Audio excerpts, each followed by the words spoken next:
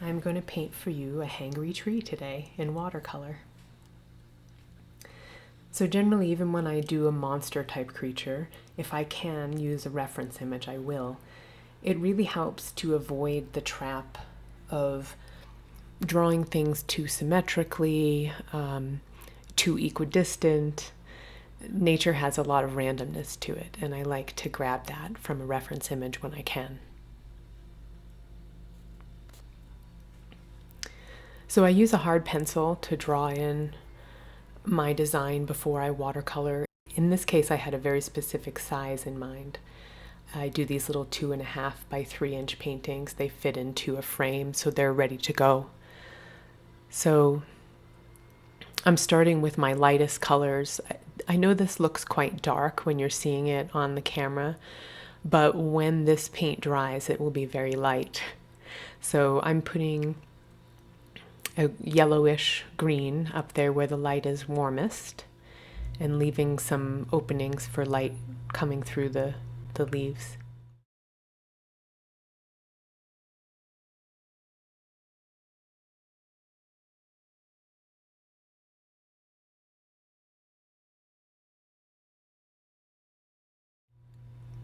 So now I've chosen a bluer green for the ground.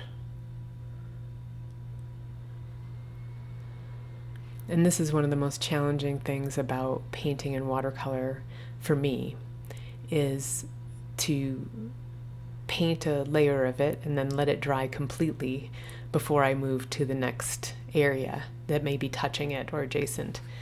And that's not in every case, but if you don't want one to bleed into the other, you have to wait for it to dry. So now that the background is dry, I'm putting in a light brown to depict the lightest areas that are being highlighted by the sun on the tree.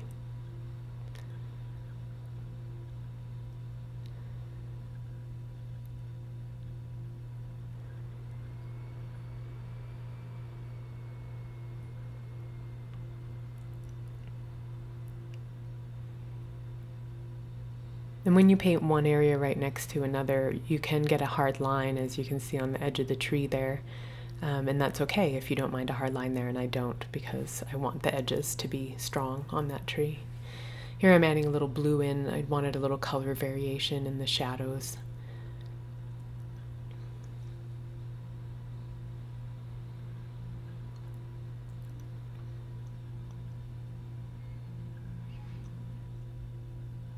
So I'm using this little dagger brush, which is great for when you need a very careful edge, or you need to add some squiggly line details. It also has a kind of a wide flat side, so you can actually cover, in a painting this size, 3 inches tall, you can actually cover quite a bit with that little brush too. Since I'm through with washes on the tree, I went ahead and started the eye details with my dagger brush. If I was still going to do a general wash of color on the tree, I wouldn't do that, because that black, the pigment is quite thick and remains on the surface, and so if I dragged wet paint over it, it will bleed out into it. I'm using the reference very loosely, throughout. It's just to help me get some shapes and things.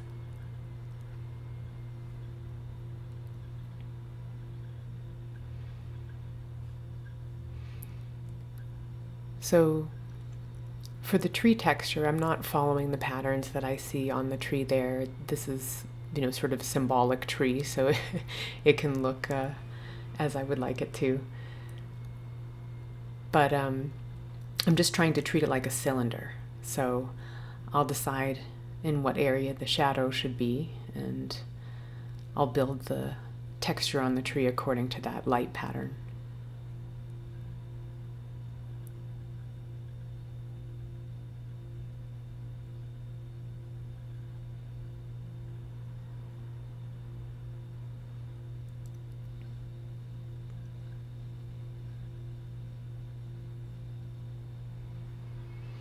I've seen watercolorists that are able to jump right in with very dark details as soon as they have any background washes down, and I envy that. I tend to be a little wimpy, and so it takes me a while to build up to the darkness that I want in my shadow areas.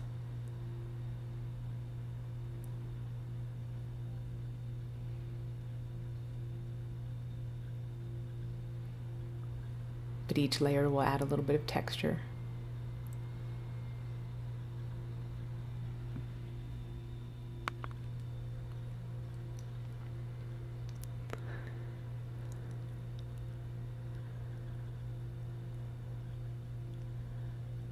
When I talk about the artist calligraphy and this dagger brush for its little textures, I just love it.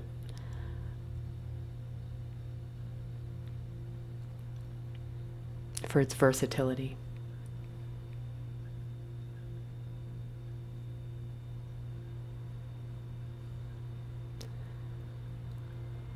So now I'm filling in the body of the mouth with black, but I wanted some of this red to add a complementary to the blues and greens that I have that are predominant in this painting.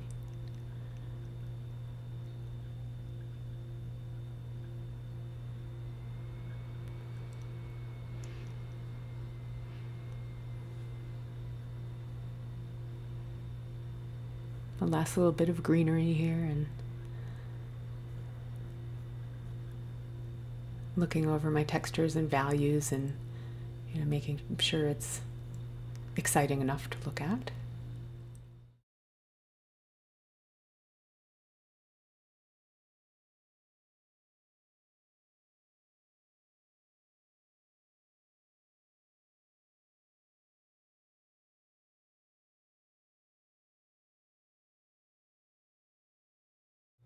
And there's my hangry tree. I hope you had fun.